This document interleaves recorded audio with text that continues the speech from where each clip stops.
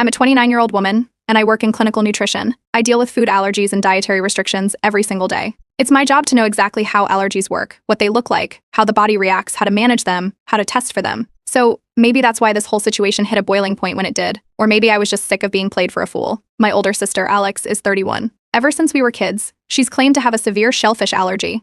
And I don't mean just a mild reaction or stomach upset. I'm talking full-on, I could die if I even smell shrimp kind of claims. Our parents believed her without question. So no seafood was ever allowed in our house. Ever. No shrimp, no crab, not even fish sticks.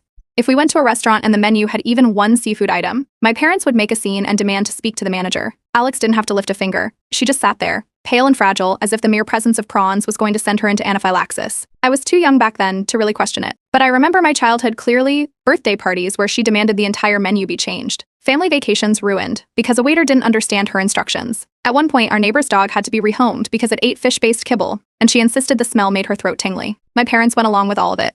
To them, any doubt was cruelty. I remember once, around middle school, I asked why she didn't carry an EpiPen. My mom snapped at me so fast I thought she was joking. I learned then that asking questions made me the bad guy. But as we got older, things started not adding up. Alex got into a food phase in her 20s. She posted elaborate charcuterie boards on her Instagram. She went on sushi dates with her boyfriends. She had a Caesar salad obsession for a while, eating it almost every other day. I know most people wouldn't think twice about it, but I did. Caesar dressing is made with anchovy paste. I asked her once, casually, if she made her own dressing. She looked confused for a second, then said she only used the vegan kind. I checked her fridge a few days later when we visited. It was Kraft. Regular, anchovy-filled Kraft Caesar.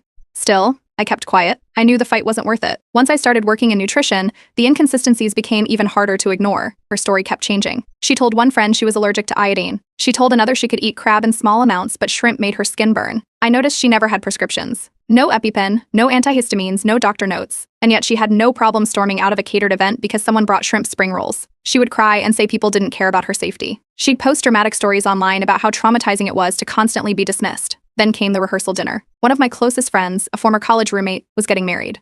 Her rehearsal dinner was at a cute little bistro with a fixed menu. Shellfish was optional for one of the courses, and the restaurant even printed disclaimers about potential cross-contamination. Nothing out of the ordinary. Alex lost it. She stood up in the middle of the room and demanded to speak to the chef. When the poor hostess came over, Alex started shouting about how this was an attempted murder and how she'd never felt more unsafe. My friend was so embarrassed she started crying. Her fiancé had to pull Alex aside and ask her to leave. That night, Alex messaged me with a long voice note about how I should have warned them and how I clearly didn't care about her health. I didn't respond. Instead, I started paying attention. I began watching her more carefully. At family barbecues, she'd hover near my husband when he made shrimp skewers. Once, I caught her sneaking a bite of his shrimp tacos while chatting in the kitchen. She looked up, saw me, and laughed it off by saying, "It's fine. I took a lactate, for shellfish." That was when I stopped wondering and started planning. A few weeks later, my parents decided to host a little family dinner. Just me, Alex, our husbands, and them. My mom wanted it to be a bonding night since we hadn't all been together in a while. I offered to cook. No one questioned it. I made 2 identical pasta dishes. Both were creamy garlic linguine with roasted tomatoes and fresh parsley. The only difference? One had sautéed shrimp mixed in. The other was plain. Before plating, I quietly swapped the labels.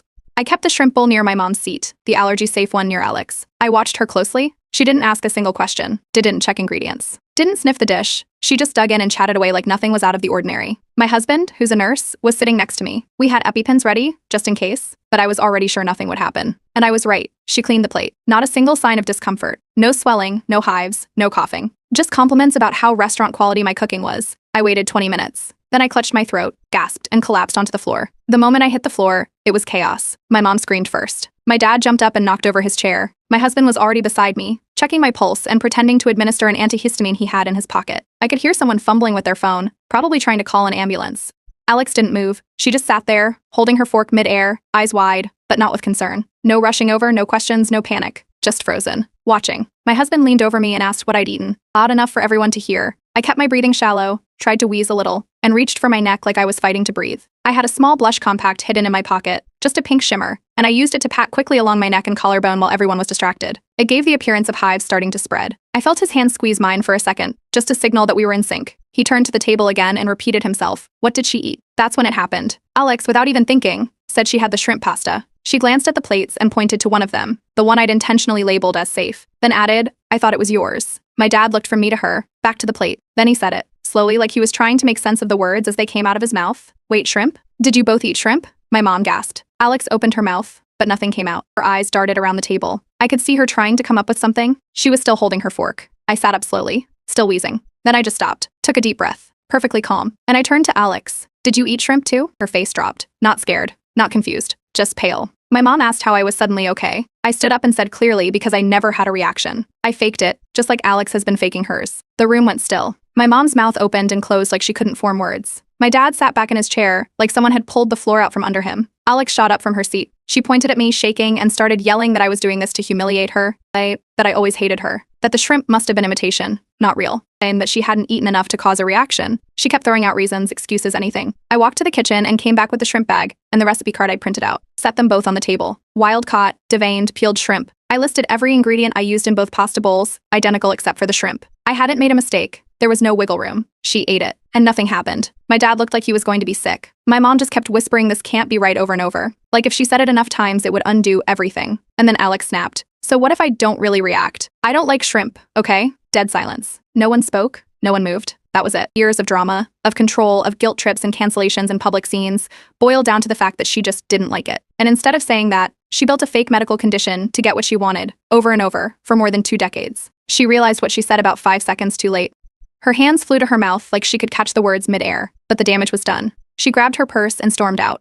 Slammed the front door so hard a framed photo on the hallway wall fell off. My mom sat back in her chair and started sobbing into her napkin. My dad still hadn't said a word. He just stared at the shrimp bowl like it was radioactive. No one finished their food. My husband helped me gather the dishes while my parents sat there, stunned. We didn't speak much, just packed up quietly and left. My mom didn't even look up when we said goodbye. I haven't heard from Alex since that night. No messages, no calls. I didn't block her, but she hasn't reached out either. I checked her social media later, she blocked me. It's strange. All that power she had over our family vanished in a single evening. No meltdown, no allergy scare, no performance. Just a single sentence and a door slam. And I made sure everyone was watching when it happened. About a week after the dinner, Alex started doing what she's always done when things don't go her way, making herself the victim, without ever saying what actually happened. I didn't hear from her directly, but word started getting back to me through family. My aunt called and asked if everything was all right between us. Apparently, Alex had said something vague about betrayal that was weeks in the making, and how some people only feel powerful when they're hurting others.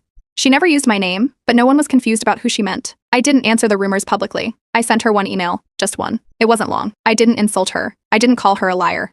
I listed point by point every time I'd seen her eat shellfish or talk about it like it was no big deal. I included dates, specifics. A photo she posted from Barcelona with a lobster tail on the plate. That time she told me scallops were too rubbery at a wedding. The way she raved about crab rangoons from her favorite takeout spot. I ended the email by saying, "This isn't about ruining you. It's about finally stopping the performance." She didn't respond, but the passive-aggressive messages stopped. Not long after that, my mother called me. She was crying. She said she didn't know what to believe anymore, that she raised both of us the best she could, and now everything felt like it was falling apart. She asked me why I had to do it like that, why I had to make a show out of it. I didn't say much. I just told her to ask Alex why she never once had an actual allergic reaction, despite years of life-threatening danger. My father stayed quiet, like he always does. But a few days later, he asked to meet me alone. We sat outside a cafe. He waited until the server left and then leaned in. He told me he'd had doubts for a long time, not because of anything specific, but because things never lined up. He once asked Alex about her allergy at a family dinner, and she snapped at him so harshly, he said he never brought it up again. He didn't want to upset her. He said it just became easier to let it be true. The only one who really surprised me was my younger brother, Jonah. He's usually the one who avoids anything that even smells like drama.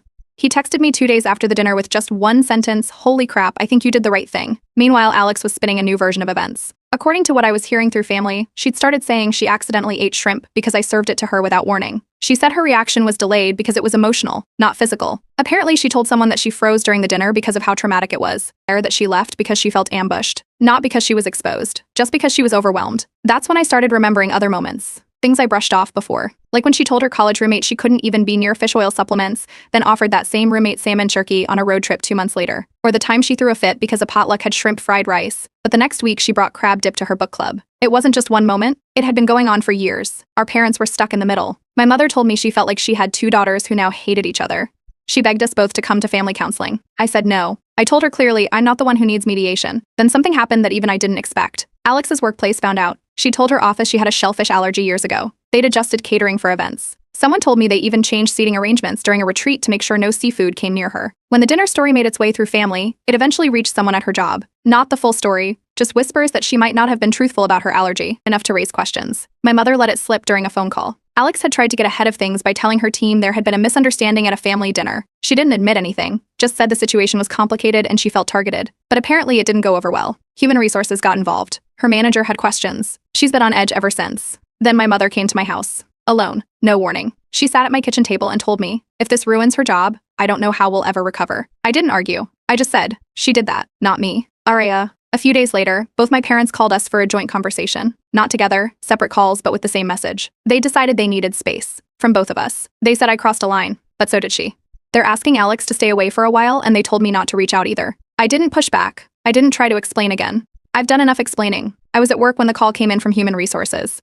They said someone had submitted a formal complaint through a professional network connected to our field. At first, I assumed it was a mistake, until I saw the name. It was Alex. Even though we don't work at the same company, our industries overlap. She's in public relations for a health food brand, and I'm in clinical nutrition consulting. We've both attended similar trade shows, wellness panels, and professional mixers. Our companies show up in the same publications. So, technically, she used one of those shared professional networks to file a complaint against me. The complaint accused me of orchestrating a public health hoax, discrediting her medical condition, and creating a hostile environment at shared networking functions. She claimed I damaged her career through malicious intent disguised as concern. My HR department couldn't act on it directly. We don't work together, so there's no internal action they can take. But they gave me a heads up, said industry gossip spreads fast, and my professional reputation could be affected if I didn't manage the situation carefully. That's when I realized how far she was willing to take this. I started reaching out to people in my circle, people I trust. Some of them had already heard the story. A few admitted they'd received direct messages from Alex. She sent private screenshots of our dinner fallout, portions of the email I wrote her, and vague claims that I was using my credentials to bully and discredit vulnerable people. One of my professional contacts told me a popular nutrition blog, one that had previously featured an article I wrote on allergen labeling. It quietly pulled the piece from their site. No notice. Just removed. The timing wasn't a coincidence. Around that same time, Alex posted on LinkedIn a long, dramatic paragraph about being betrayed by someone who shares your bloodline, how she was attacked publicly by a family member masquerading as the health expert. She didn't name me, but again, no one was confused. Some people replied with supportive comments. They called her brave, told her to stay strong, but others started asking questions. Someone asked if she had ever posted proof of her medical diagnosis. Someone else gently pushed for clarification, asking if she carried an EpiPen or had documentation. She didn't reply to those. Then I got a message from someone I didn't know. It was anonymous, but they identified themselves as a former coworker of Alex's. They said she once insisted on going to a sushi restaurant for a team dinner, ordered spicy tuna rolls and miso soup. No issues. But months later, when asked to attend a seafood-themed retreat for team building, she refused. Claimed she had a severe shellfish allergy and couldn't risk it. The message ended with, "You're not the only one who's noticed." That same week, screenshots started circulating in a private allergy support group where Alex had been active. Photos of her eating crab cakes at a restaurant, a birthday dinner where someone tagged her enjoying shrimp pasta. People started distancing themselves. One of the group admins removed her from the discussion board and posted a disclaimer about misrepresentation harming community trust. Her professional world kept shifting. One of her sponsors, a vegan protein powder brand, cut ties with her. They sent out an email to their newsletter list with a short but clear message about maintaining brand integrity and no longer partnering with individuals under public credibility review. My parents found out about everything almost immediately. They called, furious. My mother asked why I was still posting about it. She blamed me for making it public. I reminded her that I wasn't the one who started posting online. Alex had already gone public with her vague version of events. I was simply correcting the story, with facts. They begged me to delete everything. I told them no. I said she used a fake illness to control our lives. I'm not apologizing for calling it out. Then came the text. Alex messaged me directly. Just one sentence. See you in court. She blocked me right after that. Her number is now unreachable. The next day, I received a letter from a law firm. Not a lawsuit, but a cease and desist. The letter claimed I damaged her professional credibility, painted her in a false light, and caused her to lose income. It accused me of slander and defamation and demanded that I retract all statements and refrain from further commentary about her. My husband read through the letter and immediately pointed out how vague it was. It didn't address anything specific I said, just called it public mischaracterization. He called a lawyer friend for advice. We were told it looked more like a scare tactic than a real threat. But it confirmed one thing, she was willing to burn every bridge to avoid admitting the truth. The cease and desist letter turned out to be more bark than bite. I had it looked over by a lawyer my husband knows from his hospital. His review was simple. It's hollow. The wording was vague, the claims were emotional, and unless Alex could prove I said something factually untrue, there was no legal ground to stand on. He told me not to respond and not to worry. So I didn't. Instead, I focused on my work. I started outlining an article. Not one I planned to publish, just a private draft. It was about how exaggerated or fake allergy claims harm people with real conditions. I wrote about what it does to public trust, how people become less careful when they stop believing anyone's allergy is real. I never attached names. I never mentioned Alex. It was just for me to organize everything and remind myself that telling the truth isn't the same as attacking someone. While I was doing that, my mother found a new way to insert herself. She called my husband behind my back. She didn't ask how we were doing. She asked him to talk sense into me, told him I was damaging the family, that if I didn't back off, Alex might never recover. My husband didn't sugarcoat anything. He told her flatly that I wasn't doing anything wrong, saying that the real damage had been going on for years, and that it was time someone actually said something. Then came the messages. My mother started privately messaging extended family. Aunts, cousins, even my father's older sister who barely knows Alex. She told them I was obsessed, that I couldn't let things go, that I was vindictive and trying to destroy my sister's life. She didn't mention the dinner or the fake allergy, just painted the picture of a bitter younger sibling with a grudge. One of my aunts actually called me, asked me what this was all about. I explained what had happened, point by point. She listened for a few minutes, then asked, "But why are you jealous of Alex?" I asked her, jealous of what? Her imaginary health issues? She hung up. That same week, I got a message from someone I hadn't heard from since middle school. She sent me an old class photo, and with it, a memory. Back during a school bake sale, Alex had loudly claimed she had a peanut allergy and couldn't eat anything that wasn't prepackaged. But later that same day, she traded her juice box for a peanut butter brownie and finished it without blinking. I started collecting these moments. I made a folder, old photos, screenshots, messages, casual conversations, even social media posts. Not to share, not to go public, just to understand how far back it went, and how many people had looked the other way. It wasn't about just one fake allergy. It was a pattern. If it wasn't shellfish, it was peanuts. If it wasn't food, it was perfumes or environmental triggers or unexplained chronic fatigue. Always something that gave her control of the room. Then a friend in the wellness industry reached out. She said she'd heard Alex on a podcast, a small one, mostly for yoga and clean eating enthusiasts. Alex had been a guest and told a story about a sister who tried to poison her under the guise of a family dinner. She didn't use my name, but she described me, our professions, our age gap, the shrimp. I reported the episode for medical misinformation. No action was taken. But I stopped listening after that. I didn't respond. I didn't post. There's no point chasing fiction when the audience prefers the drama. Instead, I kept doing the work I've always done. Every class I taught, every client I met with, I stayed focused. If anything, I became more deliberate. I spoke more carefully about real food allergies. I made sure every warning label, every dietary need, was respected. Then, out of nowhere, she showed up. 3 days ago, she knocked on my door. No call, no warning, no cameras or dramatic entrance. Just standing on the porch like nothing had happened. She looked tired, makeup-free, not performative like she usually is. She said, "I need to talk." I didn't let her in. I stood in the doorway and asked, "About what?" She said, "To talk like sisters." I told her, "Then stop lying like a stranger." She didn't say anything for a moment. Then she stepped back, nodded once, and left. We just finished prepping lunch, thinking the day would stay peaceful. But when the doorbell rang, the energy in the house shifted instantly. The next day, my mother texted him again. He didn't answer. I told my mother I wasn't coming to Thanksgiving. After everything, the podcast, the surprise doorstep visit, the messages she kept sending through my husband, it didn't make sense to sit at a table like nothing had happened. Her reply came within minutes. "Then don't expect us to visit you either." That was the last message she sent before going quiet again. Later that evening, my father texted me privately. He didn't say much, just that he didn't agree with my mother, but he also couldn't stop her. That said enough. He wouldn't fight her on it. He never really had. We planned a quiet day at home. My husband and I cooked together. Nothing fancy, just a small meal, music in the background, no tension. Or at least that was the plan. Around 11:30 in the morning, the doorbell rang. Through the peephole, I saw Alex. She was standing on the porch with sunglasses on and a pie in her hands, but she wasn't alone. Behind her stood a woman I didn't recognize, older, stiff posture, holding a clipboard. My husband stepped into the hallway and mouthed, "Seriously?" When I opened the door, Alex smiled like it was a casual visit. Alex had always found new ways to flip the script, at weddings, birthdays, even her workplace. So I guess I shouldn't have been surprised when she brought someone along to Thanksgiving. I didn't answer. I just stared at her. Alex asked if they could come inside so Clarissa could observe me preparing food, to confirm that I behave ethically with ingredients. I laughed. Not because it was funny, but because it was absurd. I told them both to leave. Clarissa stepped forward and said I was blocking mediation. I looked at her, stunned. Alex had really escalated, turning Thanksgiving into a performative PR stunt. I said, "This isn't mediation. This is theater." Alex didn't fight. She just turned to Clarissa and said, loud enough for the door camera to pick up, "You saw that, right? She can't even pretend to be decent." Then they left. 3 hours later, a clip appeared on Alex's social media. It was cropped, just the part where I refused to let them in and closed the door.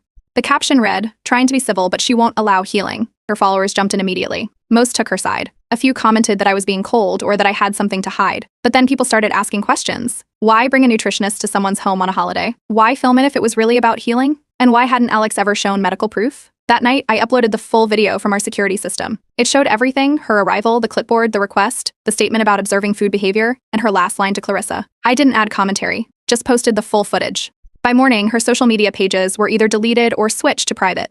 Every account that used to have her allergy tips and brand promos was wiped clean. My parents didn't text until the afternoon. Their message wasn't about what Alex did. It was about the video. "You're making this public again." My mother wrote, "This is cruel." I didn't reply, but someone else did. Our family group chat, which had been silent for weeks, finally lit up. One of my cousins, who rarely speaks up, posted a single message: "Why is no one asking why Alex faked an allergy for 20 years? No one responded. Not a single reply. The chat has been quiet ever since. 1 week after Thanksgiving, I received a package in the mail. No return address, just my name on a plain envelope. Inside were printed test results, highlighted and underlined, with a cover sheet that read, "Proof." It was Alex's name, a shellfish allergy diagnosis, and a doctor's signature. Except the format was wrong. The clinic name was legitimate, but the format didn't match what I knew from experience. The logo looked pixelated, the layout seemed generic, and it was missing the footer and watermark that all local clinics use for official documents. I called the clinic, spoke to their front office, and asked if they issued records in that format.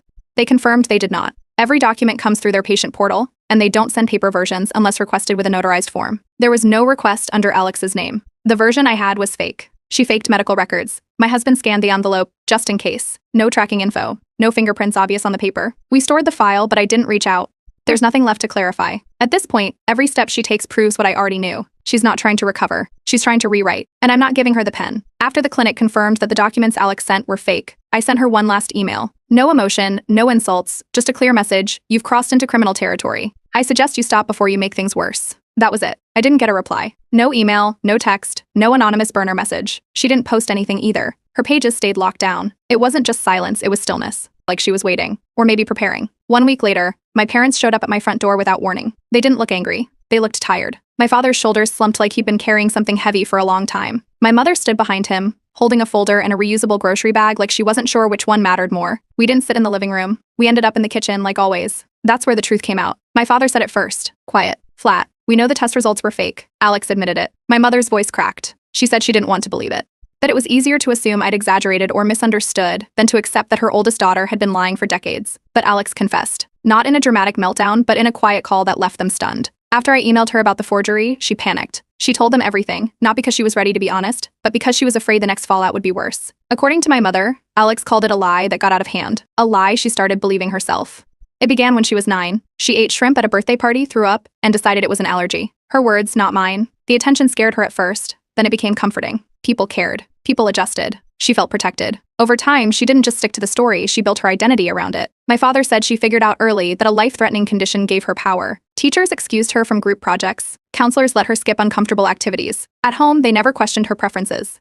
She got what she wanted, and they told themselves it wasn't a big deal. We were just relieved it wasn't drugs or something worse, my father admitted. My mother's guilt poured out next. Not just over believing the allergy, but over how it shaped the rest of our lives. She said they didn't treat Alex like the golden child. They treated her like glass. Fragile, breakable, unpredictable. And because of that, they let her dictate our meals, vacations, and even the way holidays were celebrated. I asked the question I'd waited my entire adult life to ask. Then why was I always the one who had to adjust? My father didn't dodge it. He just lowered his head and said, because we thought you could handle it. My mother's hands started shaking. She said she never meant to treat me like I didn't matter. That in her mind, I was the one she never had to worry about. But looking back, she sees how that belief made me invisible. You were never the background character in this family, she said, even if it felt that way. I'm sorry we didn't see the imbalance sooner. They didn't ask me to forgive Alex. They didn't ask me to fix anything. They just wanted to tell me the truth face to face. I told them I wasn't sure what rebuilding even looked like. I wasn't interested in brushing everything under the rug. But I did appreciate the honesty for once, no spin. A few weeks later, Alex vanished from the industry. According to my parents, she left her job in public relations and didn't tell anyone where she was going. No exit post. No rebrand. Just silence. She said she was taking time off. They don't know where she's living now, only that it's out of state and she's not working. Then came the letter. It arrived in a basic envelope, handwritten, with no return address. No dramatic opening line. Just facts. She admitted to everything. Not just the allergy, but the patterns. The lies. The controlling behavior. She called it compulsive. Said she didn't know who she was without the allergy story because she'd wrapped so much of her life around it. One sentence stuck with me. I ruined every table I ever sat at because I needed everyone to look at me and never at each other. I didn't call. I didn't write back immediately. But eventually, I sent a short response. I told her I appreciated the accountability. I wasn't ready for sisterhood again, but maybe someday we could check in. Not out of guilt. Just curiosity. People can change, but they have to live in the truth to earn that chance. My parents have started going to therapy. Not for Alex, this time for themselves. They said they spent too many years avoiding conflict and calling it protection. Now they're learning how to face what they ignored. Alex hasn't returned. She moved somewhere quiet, no job announcements, no social media. My father said she told him she's taking a year to be nobody. I don't know what that means for her, but at least she's not pretending anymore. As for me, I'm still working in clinical nutrition. I've been speaking on panels again. I focus my time on real allergy education. I meet people who've been ignored or doubted, and I remind them that truth doesn't need theater. For years, I thought Alex's lie was about control. And maybe at first it was. But in the end, it became something else, a costume she forgot how to take off. And the longer she wore it, the more invisible I became. Now she's gone. And I'm finally visible.